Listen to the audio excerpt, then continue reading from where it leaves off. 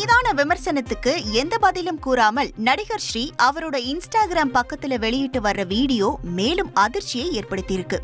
கணா காணும் காலங்கள் நெடுந்தொடர் மூலமா அறிமுகமான ஸ்ரீ கடைசியாக இருகப்பற்று படத்துல நடிச்சிருந்தாரு.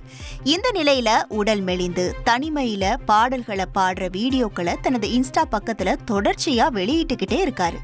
இன்னமா பண்ணலாம், டிஸ்கோவுக்கு போகலாம், ஓட்காவ போடலாம், ஓடி பாடி ஆடலாம். ஆல்ரெடி நேரமாச்சு, பப்பும் தானே மூடி போச்சு. வேர் இஸ் த பார்ட்டி, அட உங்க வீட்ல party. Where is the party, அட அம்மா வீட்ல பார்ட்டி.